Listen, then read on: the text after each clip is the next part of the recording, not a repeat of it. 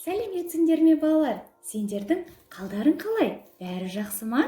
Балалар, сендер құстар мен адамдардың бұрында дос болғандарын білесіңдер ме? Ал құстардың неге сөйлемей қалғандығын білесіңдер ме? Егер білмесеңдер, мен сендерге керемет ертек айтып беремін. Ендеше тыңдаңдар. Ертеде құстар мен адамдардың достығы мықты болған екен. Құстар адамдардың тілін түсіне алатын болған. Биік тауда бүркіт өмір сүріпті. Бір күні бүркіттің қарны ашып, ол таудың биік шыңына шығып алып, өз азығын аңдып отырады. Бірақ ештеңе табылмайды. Бүркіттің көзіне күн түсіп, ұйықтап кетіпті. Біраздан соң құстың қанатының даусына оянып кетеді. Қараса, қаршыға өзінің жемтігін ұстап алып, келесі бір төбешікке барып жейін деп жатыр екен. Бұны көрген бүркіт қатты ашуланады да, қаршығаның қасына ұшып барып шұқып ала жаздайды. Сонда қаршыға мүлдем қорықпастан: "Бүркіт, саған не болды сонша? Жаймен сұрасаң, саған етімнен беретін едім ғой" дейді. Сонда бүркіт: "Маған сенің қонақжайлығың керек емес. Мен сенің өліп қалған аңды қалай жейтініңді көруге келдім" дейді. Бірақ қызыл етті көріп, көзі қызығып, қарны ашып кетеді. Оның сөзіне қаршыға күледі де: "Егер бұл өліп қалған аң болса, онда сен күні бойы қайда қарап отырдың? Неге ұстап алып жеп қоймадың?" дейді. Бұл сұраққа көңіл күйі түсіп кеткен бүркіт: "Мен бұл аңды көрмедім. Мен мұны емес, бір көзіммен қоянды, бір көзіммен елікті аңдып отырдым" дейді. "Сен олардың етін жей алмайсың ғой. Алдыңдағы өліп қалған етті же, сасып кетпесін" дейді. Бұдан кейін қаршыға мен бүркіт қатты ұрысып қалады. Бұлардың айқайласып ұрысып жатқанын басқа аңдардың барлығы естіп қояды. Олардың барлығы жиналып, құстардың арасынан құстардың ханын сайламақшы болады. Сол кезде сол хан бұл ұрыстың шешімін таба алатын болып шешіледі. Құстардың барлығы шықылықтап, шулап кетеді. Барлығының да хан болғысы келеді.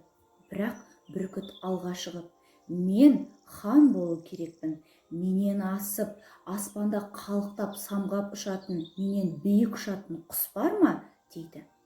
Сонда барлық құстар қарсы болып: "Жоқ, керек емес.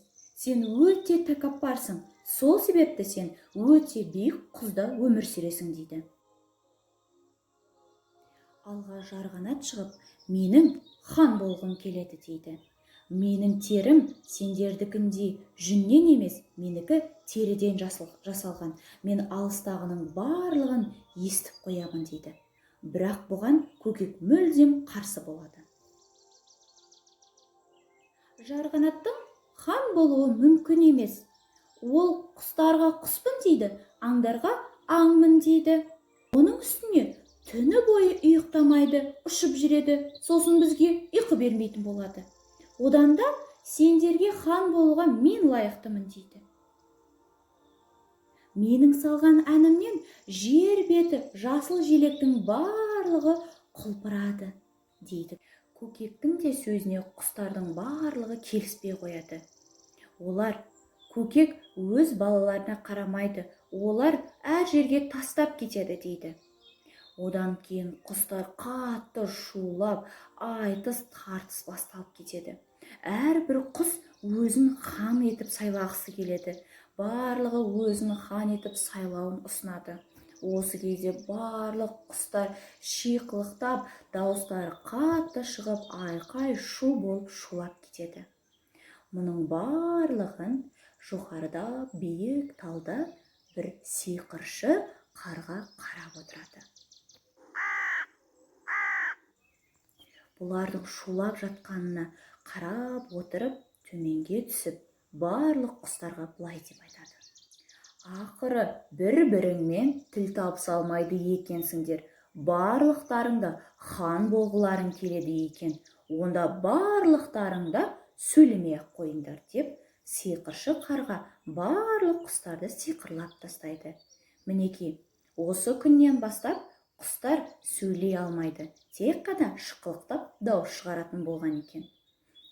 Балалар, көрдіңдер ме? Құстар бір-бірімен тіл табыса алмай, ауызбіршіліктері болмағандықтан барлығы бірдей сөйлей алмай қалыпты.